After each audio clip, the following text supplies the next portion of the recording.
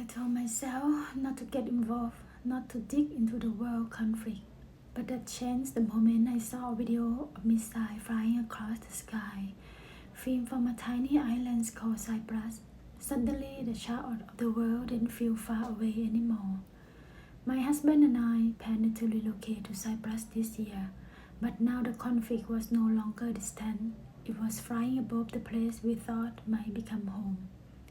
I began digging, trying to understand what was happening. Where was this coming from? Why is Israel always at the center of so much conflict? Who is Palestine? The more I searched, the more it began to sound painfully familiar, like a story I already know. A family story, where one person is forced out of their place, blamed, released. That person was me. And suddenly the pain of Palestine wasn't foreign, it was something I had lived. When my parents divorced, I was just 11. My sister, 4 years younger, became my responsibility overnight. I was seen as her mother figure. My childhood ended quietly while no one noticed. We hurt each other, not because we were bad, but because we were empty of love, of emotional guidance, of safety. She, being younger, was allowed to cry louder, ask for more, receive more. I was left with guilt, guilt for not being good enough sister, not being enough for anyone. And my father, overwhelmed by guilt, himself and afraid of confrontation, did nothing. He watched from the sideline as we collapsed into conflict. Eventually, I was chased out of my own family, silent, dismissed like Palestine. I was left with no voice and no home but Gaza. Several decades later, I began to see I had never I had been carrying the weight of conflict that never belonged to me. Two immature adults caused the eruption, but I was the one misplaced, unprotected, giving a responsibility no child should bear, a void that no one heard.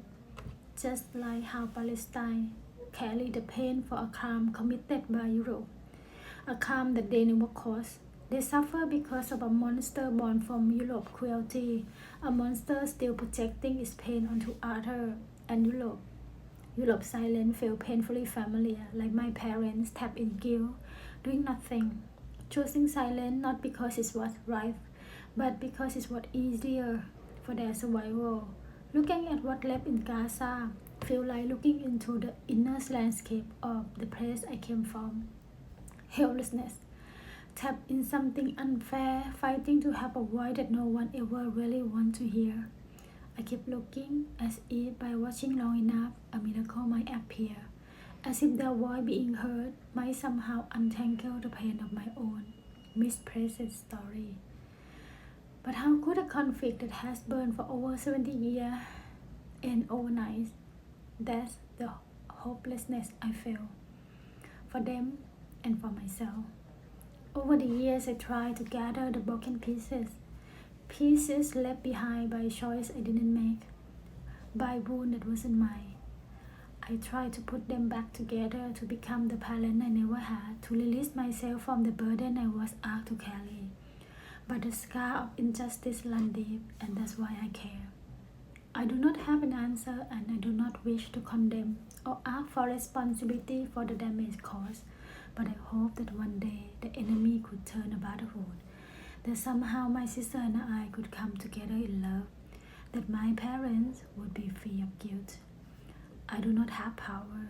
My voice is also shaking, and my hand tremble. But still I speak, even if it gone into the void. Perhaps that means I still have hope. Hope for the better. Hope for all.